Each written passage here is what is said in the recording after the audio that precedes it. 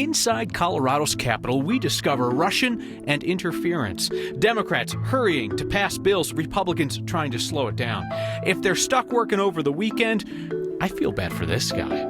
The city of Denver takes on a higher power and loses. If you're watching this, you have lived long enough to see RTD finish the G line to Wheat Ridge. And what does it sound like when 14,000 tulips bloom at once? Oh, that's next. Any of you work for a boss that you disagree with on nearly everything? I mean, not me. I am totally in sync with the folks in charge here. But maybe you don't see eye to eye with your boss. Down at the state capitol, Democrats are the boss, at least when it comes to the schedule. They get to decide when the legislature is in session. And Senate Democrats are suggesting or threatening to make Republicans work on Saturday so they can push through more legislation. Our Marshall Zellinger found nonpartisan people at the Capitol caught up in this. Members, the coat rule for staff is relaxed. Last week I was here till 2:30 in the morning. What did they call it? Nature of the beast. John Aiden is not a state employee, but his work with the Colorado Channel puts him at the whim of these employees of the state. The motion is adopted. As of yesterday, there had been 584 bills introduced this year. 285 still need to be acted on in the next 10 days. We might be coming in this weekend to make sure we get the work done. It's not uncommon for that rumor to fly around.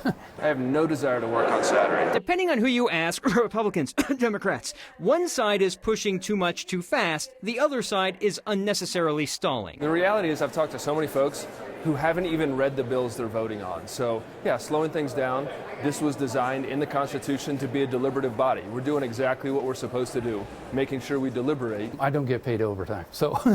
John didn't seem to have his buttons pushed by his possible weekend workday, but it would get in the way of family time. My sister-in-law's in town, so if I do have to work on Saturday, obviously it would mean I wouldn't get to see as much as her as I would want. I feel for our nonpartisan staff that has to be here until midnight or 2 in the morning, our sergeants, our desk staff, our security, when they're here because we're debating, and I think they are, I wouldn't say happy to do the job, but they know it's part of the job.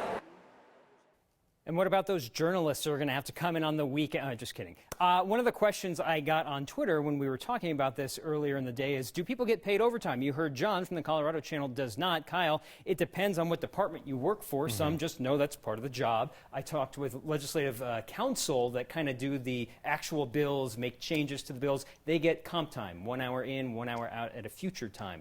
But these are people that may have plans this weekend, and who knows? So if the Democrats in charge just want to be like ramming speed, could they work every Saturday and every Sunday for the rest of the session? Which would just be one this weekend. Yeah, they could go clear through. Yeah. If they want to extend, they need the governor to call a special session, come back for a specific purpose, and go after that. Have to be done by May 3rd, period. Yeah. All right. Very good. Thank you, Marshall. So some people will leave their critical feedback in a Yelp review. Other people use Twitter. There is a woman in Boulder who is partial to billboards.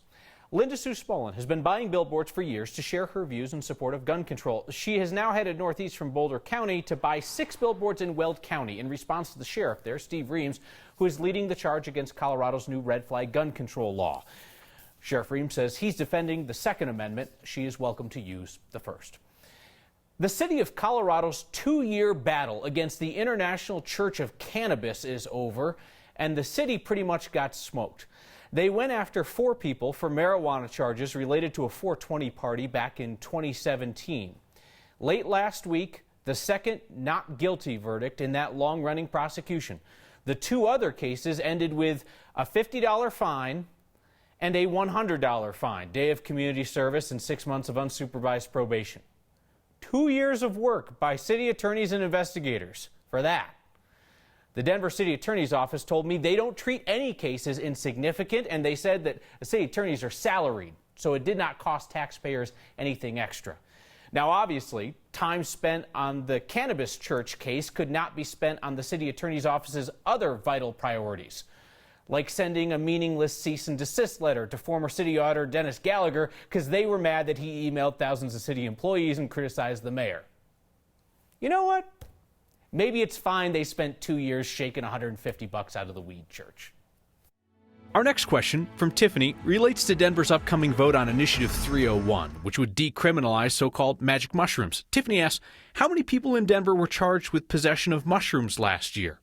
Tiffany, our Ryan Harrer recently found out that of the more than 9,200 drug cases filed by the Denver District Attorney's Office in the last 3 years, 9,200, only 11 involved psychedelic mushrooms. Most were personal use situations. Only 3 of the 11 were for possession with intent to manufacture or distribute. All right, let's dust off the old question. Is the A-line working today? Oh, yeah, that thing is working like a charm today. It is RTD's other rail lines that are the hot mess express. Mechanical issues mean delays on the E line are egregious. On the H line, they're hellacious. And on the F line, you're frustrated. RTD says the issues are fixed, but the delays are going to linger for about 2 hours. After 29 months of delays for RTD's planned G-Line train, that April Fool's Day announcement of an upcoming opening, it seemed like a joke, or perhaps a fantasy.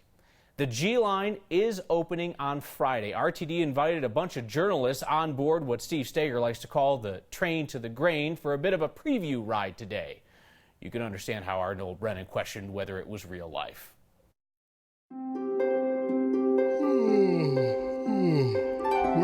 Where am I?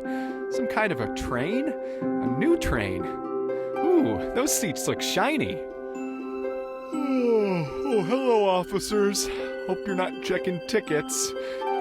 Is that a news camera? Huh. That guy on the left looks like a reporter. I bet he's tweeting. This looks familiar. Yeah. Oh yeah, this is the new G-Line, Denver to Wheat Ridge. And that's the mayor of Arvada, Mark Williams. You know, I thought I was dreaming, but I pinched myself, and I really am awake, and I'm not dreaming, and it is a great day. So, not a dream? You know, it's been a long time coming, and it's been a lot of frustration. A lot of energy has been expended, but it's been worth it. And it's you forget the birthing pains, at least I've been told, but now you get to enjoy the final product. It's worth it. Worth more than 2 years of delays for this moment? Well, you know, in the long run, it will be. It certainly has been frustrating. I'm so appreciative to our citizens who, you know, when I did the call to arms, they certainly contacted the Federal Railway Administration and the Colorado Department of Transportation, helped put some enlightenment to them that we needed to get the testing done so that we could get this train open. Oh, thank you, Mayor. Come on, let's get this train moving. Oh, I'm tired of waiting. So very tired.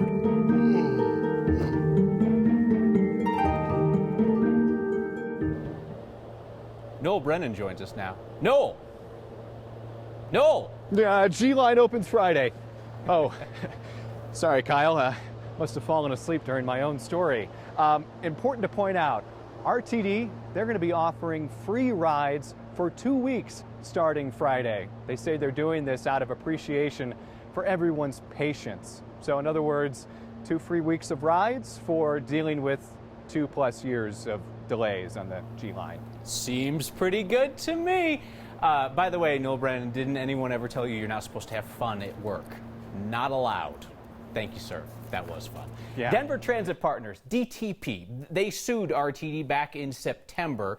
This is a lingering issue, which still has to do with the G-Line. So, sorry to dampen the celebration, but this lawsuit still lingers. DTP claims that it's out $80 million because of RTD. The suit says that some of the costs are related to those flaggers that had to stand out there along the G-Line, even when the thing was not even in testing mode yet. There are other issues with the A-lines, fines, and penalties. Anyway, we just bring this up because it's going to be an issue this summer. There's a 4-week trial that's set to start the summer of next year. Both sides will go through mediation before then. RTD now looks ahead to the N line, to Thornton. That is the line that the agency has decided to operate on its own. RTD's boss says that was a financial decision. It had nothing to do with their ongoing war with their partners on the A and G line. The N line is currently in testing. You put a face to their telomeres. Does anyone here speak science? It'll help you appreciate this CSU researcher's awkward encounter with an astronaut. I've seen your blood. It's a property near Castle Rock with a puzzling name, What do you say? And please do not tiptoe through the tulips at the Botanic Gardens. They have sidewalks for that. And 14,000 tulips. Next.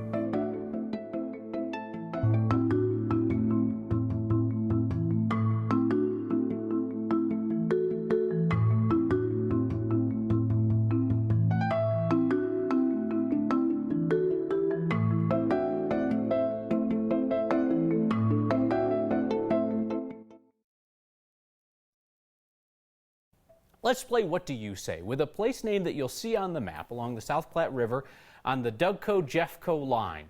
But you won't be going there without permission, because this historic place that Terry asked for help pronouncing is private property these days. So we reached out to the Douglas County Archivist to ask, what do you say? It was originally Ox Yoke Ranch, and, a family lived there and ranched, and Theodore Roosevelt Metz, he was the homesteader, and he built the original ranch. Once he had established the ranch, he hung one of the ox yokes over the gate. Ox yoke. There's a governor who lived there at one time, Elias Amons, who became Colorado governor in 1912. All right, send us after another place name in Colorado that has you stumped or you think that other people mispronounce. Email suggestions to next@9news.com or get our attention anytime with the hashtag HeyNext.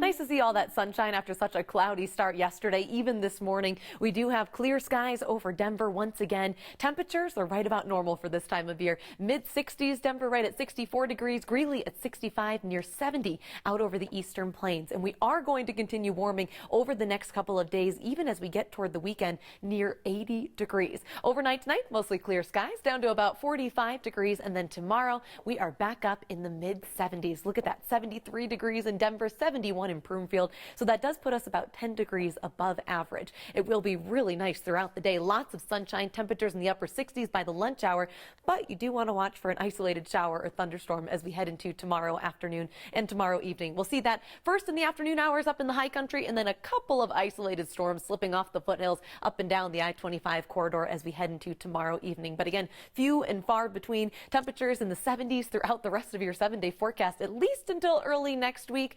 And that's where we have our next bigger storm system coming in. Could bring some good rain by Monday night into Tuesday. Thank you, Kylie. 14,000 tulips are about to bloom at the Denver Botanic Gardens. 14,000 of them. Plenty for a moment of zen. Little break from the litany of tragedy that too often makes up the news.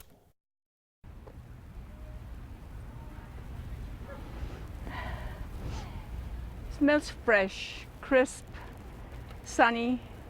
It smells very promising. So my name is Clara, and my last name is Rivas, and I have been a resident of Denver for over 50 years. My nurse doesn't know what to do today. The combination of the tulips is just beautiful. The scents that I can perceive are very subtle, and the fragrance is undeniable. It's beautiful. And so it's sort of like a combination of gold and yellow and orange, and the palette is exquisite. It's very pretty. I mean, this is how I imagine the fields in Holland, that they might look like this. I mean, each little flower is perfect, and some of them almost look that they're made out of silk. They're so soft and so brilliant.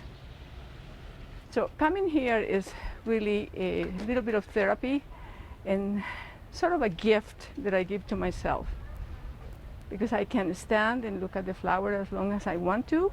I can continue walking, discovering other species and other colors, and it's never tiring.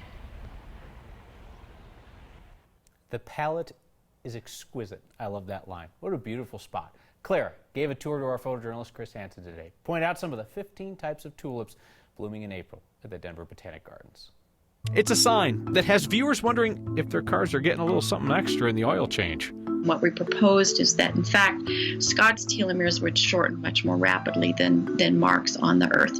Okay, so this story about the CSU researcher and her favorite astronaut is about to run, and I still don't understand what they're talking about. Next.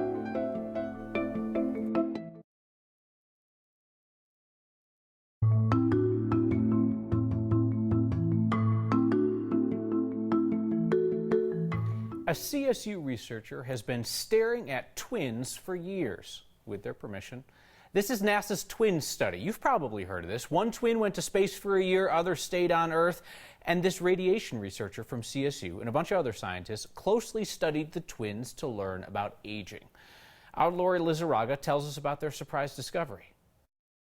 If it sounds sort of science fiction-y, Like it's a fountain of youth, you know, you go to space and you can live forever. that's because it sort of is. Before Scott Kelly was sent into orbit, the research team at Colorado State University predicted the stress of space travel would age the astronaut quicker than his brother here on Earth. When the results were in and came back, you know, we saw exactly the opposite thing. Scott wasn't aging. As you age, parts of your DNA shorten. Scott's was actually getting longer. And then they shortened very rapidly when he returned to Earth. And it took, you know, a number of months after that for it to stabilize and kind of end up very close to where he started. In other words, what happens in orbit stays in orbit. After spaceflight, there was, you know, a marked decline in Scott. Scott's eyesight, his stomach, his weight, even some of his cognitive abilities were impaired for several months. It really does change their insides.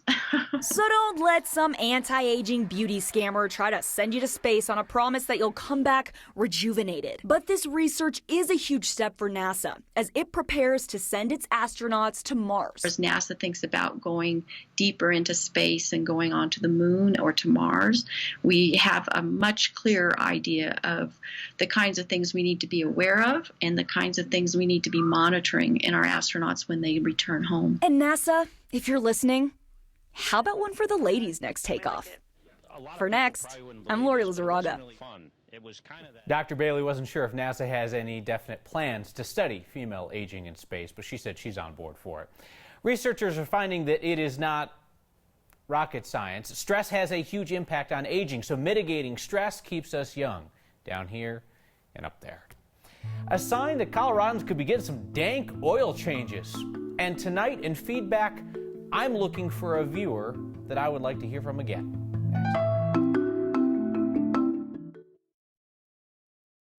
It's a sign that cannabis oil has some impressive properties. I had no idea that you could use it in oil changes, probably for high mileage vehicles. Next viewer named Jason saw the CBD oil banner near the Grease Monkey in Littleton. This is the part where I'm supposed to say very clearly that Grease Monkey does not use CBD oil in your car. We checked because we're journalists. All right, send us the signs that make you laugh. Next at 9news.com or tweet them to us with the hashtag HeyNext. Carl writes in, thank you for the fresh, honest take on the news. I get tired of one-sided broadcasts. Love the stories, the humor, and the format. I hope it never changes. Well, Carl, everything is going to change, but I hope that you appreciate the changes that we make. Lastly tonight, I am looking for a next viewer, Larry from Leadville. So Larry reached out to me last night, and he offered his thoughts on the news. Did not leave his number. I would love to play for you just a touch of what Larry said, but I have to ask his permission first. So Larry from Leadville, if you are watching, call me.